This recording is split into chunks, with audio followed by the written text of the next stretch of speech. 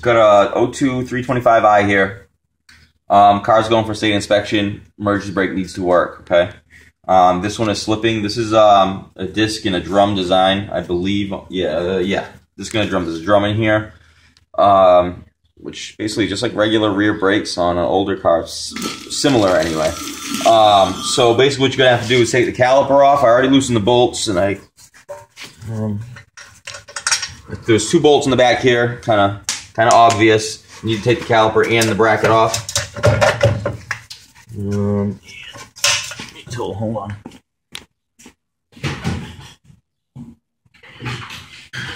Still recording? Okay. Just need a screwdriver to pry this out of here. Taking the whole bracket out with the caliper, all intact. Okay. There's a rust ring on here, so it was a little hard to get the brake pads off, but brake pads are actually in good condition. Not really worrying about that here. We have emergency brake complaint.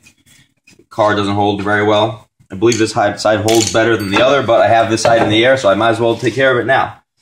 All right. What to look for here? Make sure if you want to get in here a little bit. Just want to make sure you have shoe. It's hard to pick up on the camera here, but absolutely 100% have plenty of shoe. So this looks like we're just going to be doing an adjustment on this today. And basically all you got to do, I'll back up here so you can see right here. That there's, yeah, you can see it. There's a little wheel you turn to spread apart these pads. Now, sometimes you got a little groove in this rotor. This one really doesn't have a groove, but I'm going to clean it up a little bit so that we have some good surfaces that the brake pads are pushing up against when you pull the cable.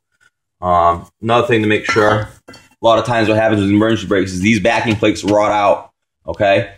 And they rot out where the retaining pins, if you want to get up here behind here, there's a retaining pin that goes through here that holds this pad in. A lot of times what happens, this rots out and that pin has nothing to grab. So a lot of times you do have to replace these, especially on Chevys, but I've done it on other imports and other cars before. What was one I just did it on? Oh, I did it on a Ford Explorer just recently. I had to replace both sides. What a pain it was. I had to remove the wheel bearings.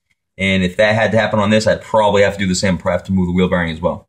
So I'm just going to adjust this. I think that's pretty self-explanatory, and I think that we'll call that done.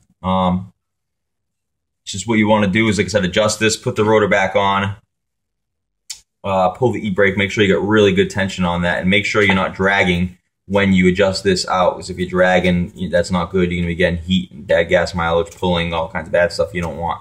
So let's just make sure we get this adjusted right. I don't know the exact spec or what it is, but just make sure you don't have drag when it's freewheeling. So, all right. So I'm going to adjust that for you, and we'll get back. Yeah, okay. Let's call that not done, because I really didn't show much. But I'll put the drum back on. As you see, it fits on really loosely. Emergency brake down is down position right now. It's not engaged. Okay. This is a hand brake on this, not a foot brake. It's in the down position, not engaged, and I don't have any drag here at all, which you don't want, but you need to make sure you have some tiny bit of resistance when you first put it on. So what I'm going to do is just going to move this wheel. Sometimes these wheels are opposite threads. Just pay attention to where it is. And this wheel is free. It is moving. I believe it's normal threads. It appears to be. Only turn it a few clicks. You turn it too much, and you're going to stop backtracking. Okay. Let's see. That went on really easy, so I got to keep going. I'm just going to keep pushing it out. I think there's a special tool for this, guys. Well, not too special. It's like a brake spoon. Screwdriver works just fine. It's a couple clicks. Okay, now we're getting resistance here, guys. So probably a little bit more resistance than I want, but I kind of doing things out of order for the video here, but I should have cleaned this up first.